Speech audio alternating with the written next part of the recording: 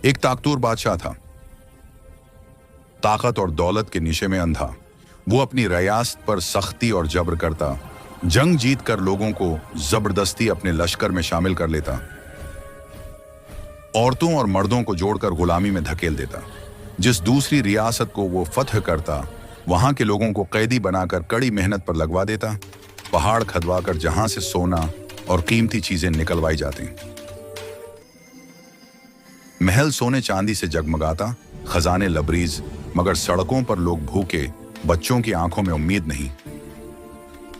आवाम के दिलों में उसके लिए खौफ था, एहतराम नहीं। वो खुद को नाकाबिल शिकस्त समझता था। एक दिन शिकार के लिए वो घने जंगल की तरफ निकला। शिकार के जुनून में वो अपने लश्कर से आगे बढ़ गया। अचानक एक बड़ा भेड़िया रास्ते में नमूदार हुआ।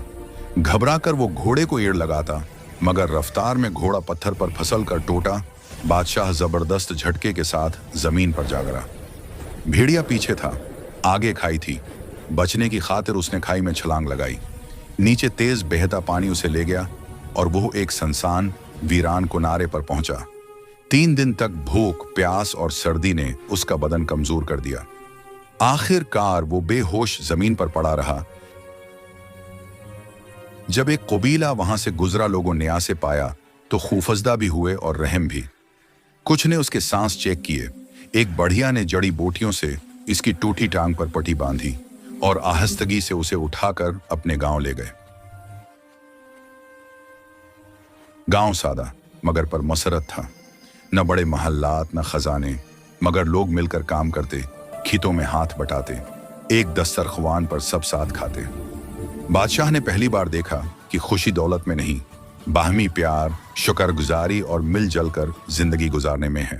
उन्होंने उसे जमीन की मेहनत सिखाई, साथ बैठकर खाना खिलाया, बच्चों के साथ हंसने का मौका दिया। रोजमर्रा के मामूलात, छोटे छोटे काम और एक दूसरे के दुख में शरीक होना उसके दिल को बदलने लगा। नरमी आती गई। सख्ती, गुरूर और बेरहमी की जगह पशीमानी ने ले ली। वो जान गया कि खौफ और जबर से कभी सच्ची वफादारी पैदा नहीं होती। जब वो ठीक हुआ तो कुबैला उसे जंगल के किनारे छोड़ गया। वो लोग नहीं जानते थे कि ये बादशाह है। उनके लिए वो एक जख्मी मुसाफिर था जिसे उन्होंने रहम से संभाला था। बादशाह ने दिल से उनका शुक्र अदा किया और वापस अपनी रियासत की तरफ रवाना हो गया। वापसी पर उसका रूप मुकम्मल तौर पर बदल चुका था।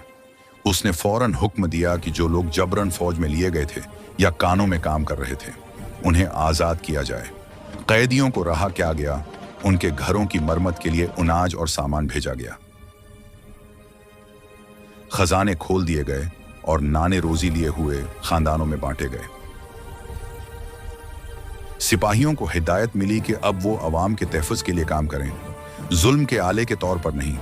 महकमाना जुल्म के जिम्मेदारों को कानून के मुताबिक सजा मिली और इंसाफ की जगह बनाई गई। आहिस्ता आहिस्ता बाजारों में रौनक लौट आई। खेत सरसब्ज होने लगे। बच्चों के चेहरों पर दोबारा मुस्कुराहट आ गई।